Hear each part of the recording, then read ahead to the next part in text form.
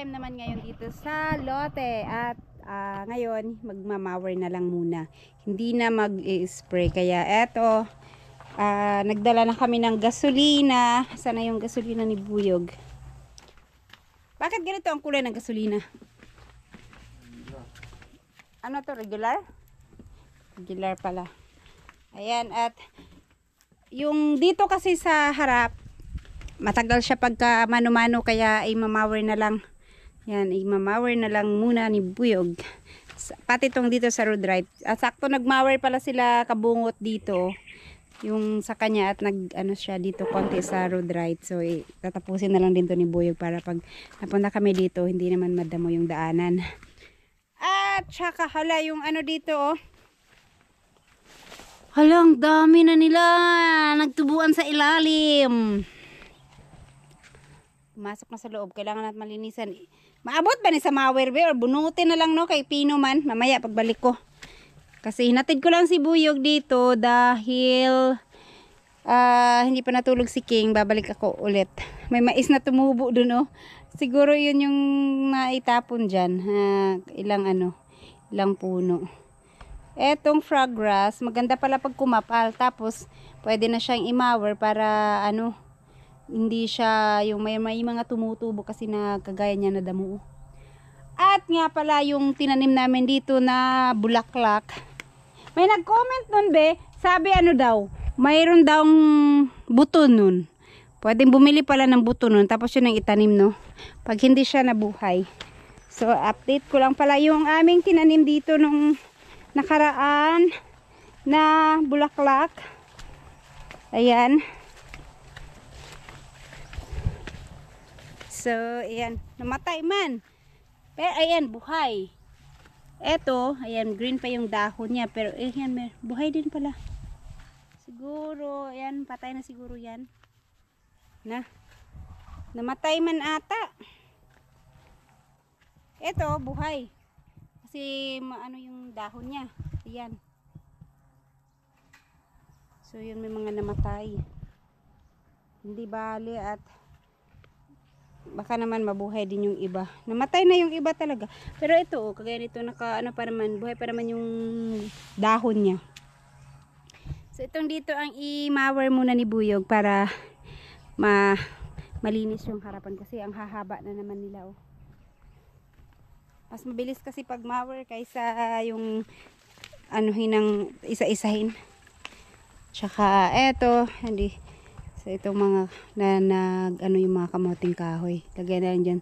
Sa gilid ng puno. Road right naman din yan sa puno. Para maitabi lang. So dito na ilagay nila kabungot.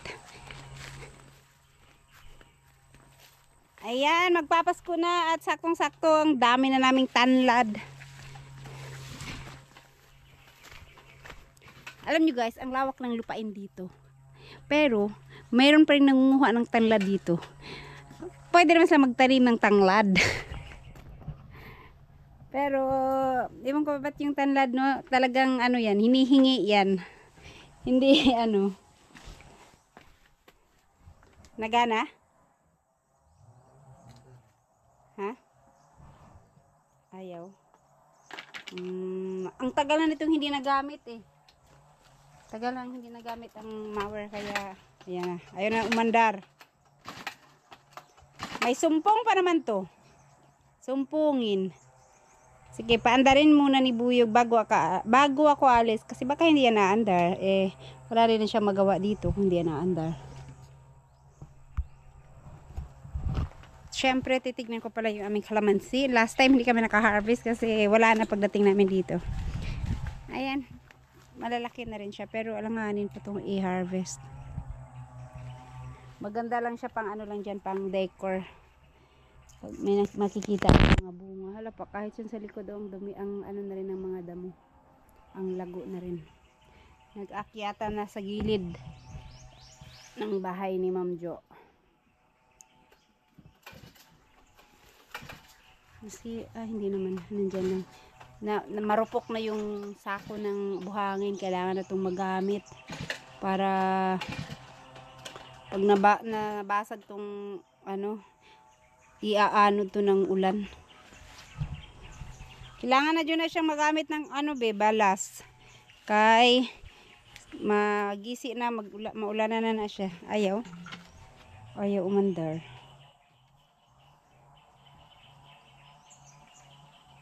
Kati.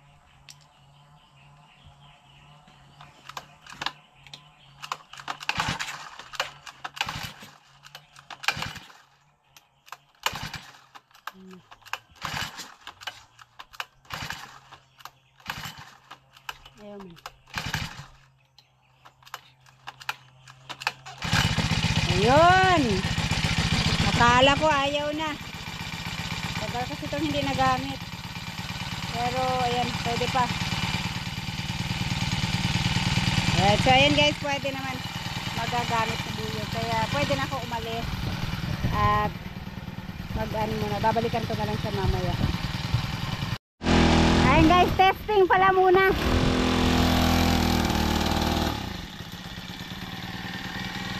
Okay.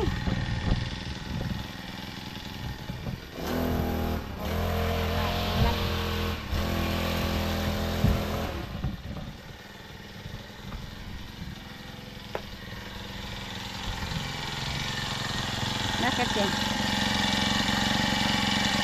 Masama ang tunog.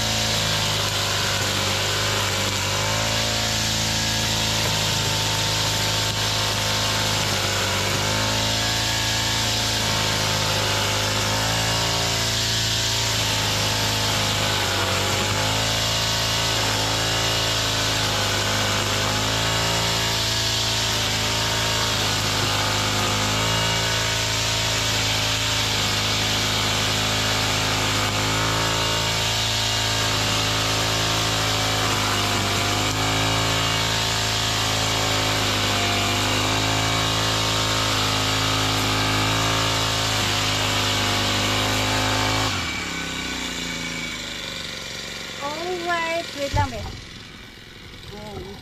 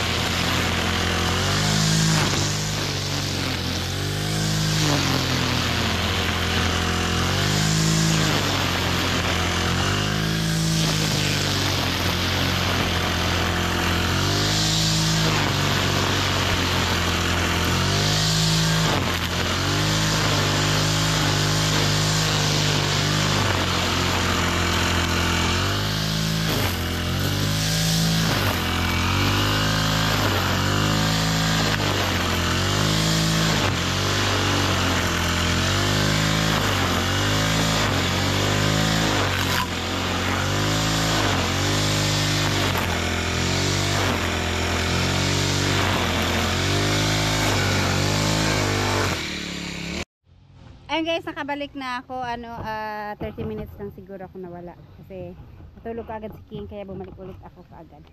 So ayan na yung nalinis ni Buyog. Nalinisan niya na yung dito sa harapan. Pero yung mga gilid-gilid hindi pa, itong dito. Yung sa bandang unahan okay naman na. At ang init na. No, kanina kasi makulimlim. Ngayon biglang umaraw ng sakit yung araw. At least itong sa harapan nalinis. Pag hindi na ulan mamaya, wawalisin na lang para masunog siya. Kasi pag maabutan to ng ulan, magdidikit-dikit ng basa. Kanibe, mawira ni siya? Dili. Ha? Ibabaw na basa, itaas lang. So, itong dito, mamaya na lang to. Mainit na masyado. Andun din sila Nunoy Marilo, naglinis din dun. Biglang yung araw eh. Ayun guys, habang may tinatapos pa si Buyog dun, babaklasin na po namin ito. Babaklasin ko na. Ayaw na namin dito. So, hindi na kami maglalagay dito ng ng mga manok. Kasi, nawawala yung manok pag nilalagay dito. So yan, babaklasin ko na po ito para mailipat doon sa bahay. Dadalhin namin doon sa bahay at doon na lang kami maglagay ng manok. Actually hindi manok, pabo. Kasi wala pa naman kaming mga manok ngayon, gawa nung nagkasakit yung mga manok. May natira doon ko, konti lang. Wala pang naglimlim, wala pang nangitlog. Kaya yung pabo muna namin doon ang anuhan namin ng bahay.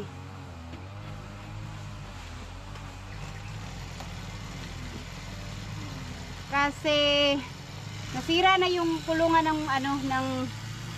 ng pabo doon.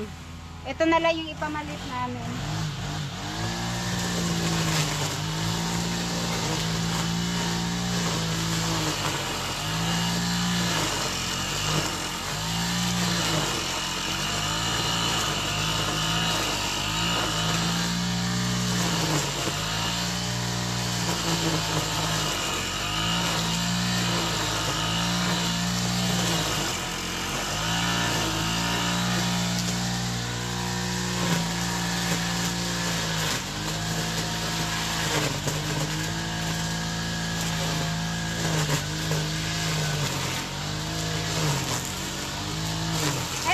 Din naman to, ililipat namin dun sa bahay para doon na kami gagawa ng kulungan ng pabo.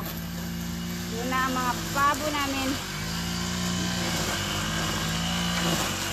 Kasi yung huling nilagay namin ditong manok nawala, kaya hindi na namin lalagyan muna dito. Saka na lang pag may tao na talaga nakatira dito para hindi masayang.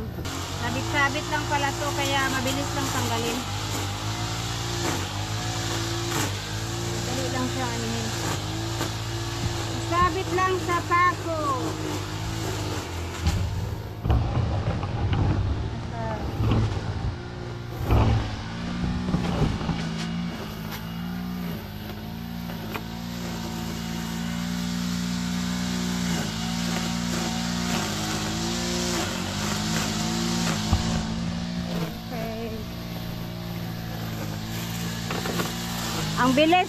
Ang bilis tumubo ng mga kaagad tong mga kamuting kahoy.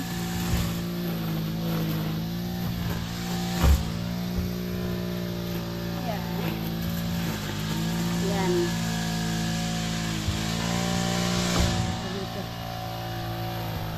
Eto, nakatali.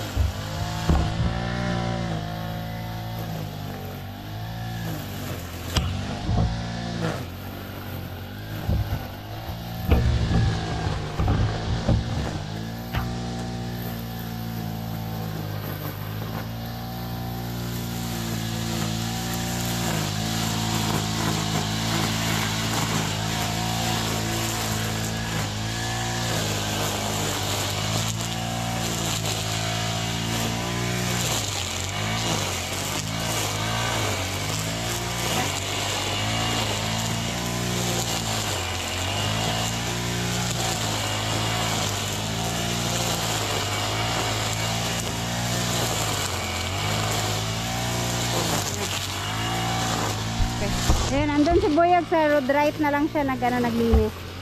Sakong sakto, medyo kumulimlim.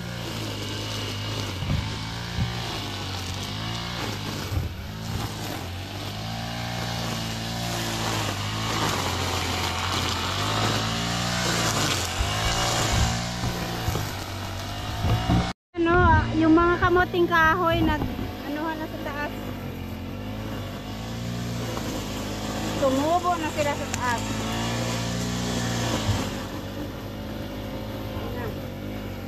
Hindi pala ko.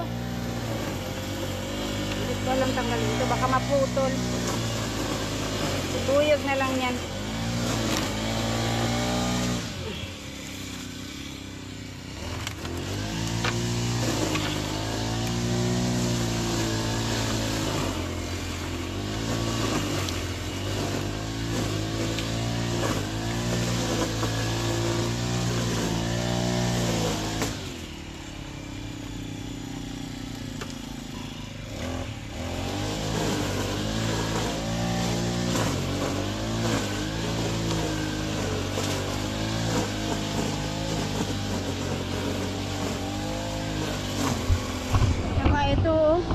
Dami nila, pero malambot lang naman, mabilis lang naman palang bunutin.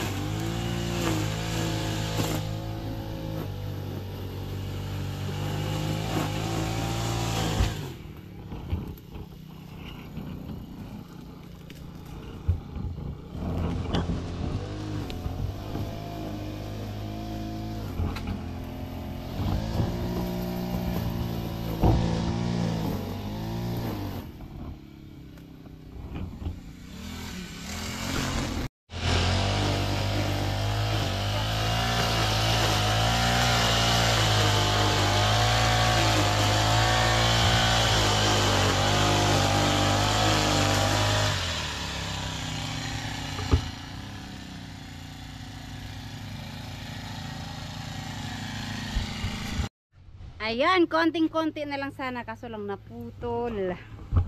Yan. Naputol. Kailangan palitan. Kasi tatapusin lang ni Buyog yung dun sa dulo, sa daan. Tapos uwi na kami. Grabe na yung init. Sobrang init na, tsaka dito lang aling nalinisan ko kasi ang init ito sa gilid. Naglinis ako dun sa may ilalim. Kaso lang init naman na. Pag wala na lang init. Ngayon, umiliwalas na naman ang aming tubo. Kahit pa paano, kahit dito lang sa mga gilid-gilid pa yung nalinis. Kaya no, nalinis na. Dito na rin sa likod ang mamayang hapon. Palitan mo na ni Buyog. At tatapusin lang yung sa daan. Tapos, uwi na kami.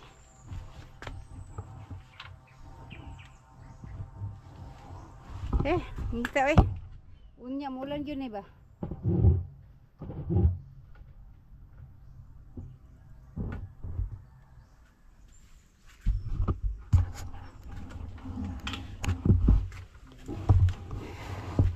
Alin yung mas maganda gamitin, yung nylon, yung blade? Yung blade ko hindi mabato. Kagaya dito no mabato.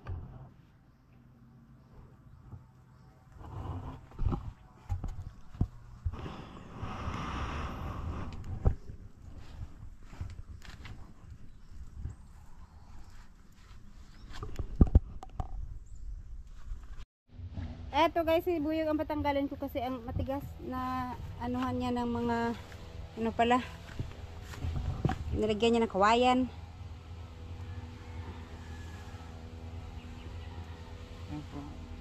Wala martilyo. Hindi kailangan bunutin. Ha? Matigas nandito nilagay ko kanina, ginamit ko kasi. Saan na yun? Nawala. Ay, ito na pala.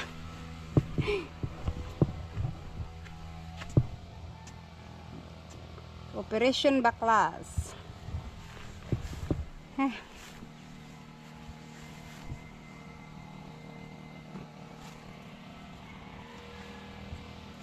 Dito kasi kinakain siya ng ng aso.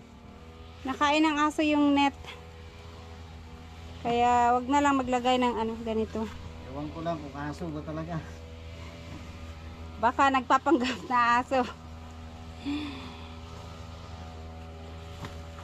Pero yung kay kabungot, ganun din eh. Aso din eh, ang ano. Nakain din ng aso. Nginat-ngat ng aso yung net. Dapat pala interling. Hindi mangat-ngat ng aso.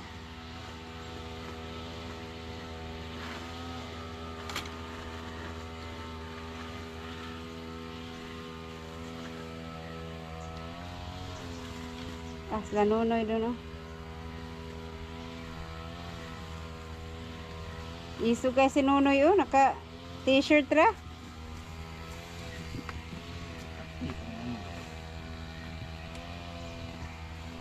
Ah, ano ba yan? Ay, kasi ayun nga. Nahirapan ako magtanggal yan kanina. Matigas. Ano, martilyo dito? Martilyo ko dyan. Ah, ada. Ayun doon.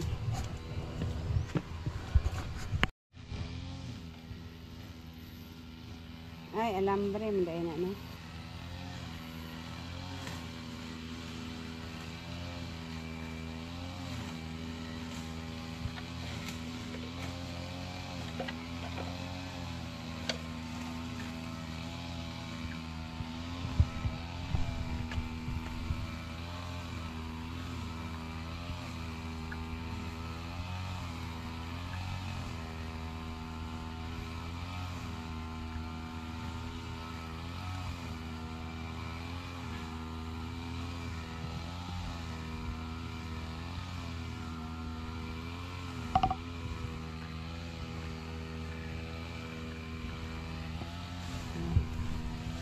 Tanggal din. Dalhin na natin to ngayon pag uwi.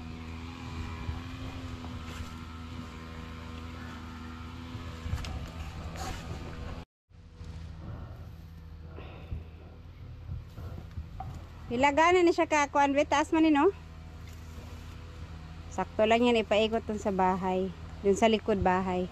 Dun namin ilagay yung ano sa pabo.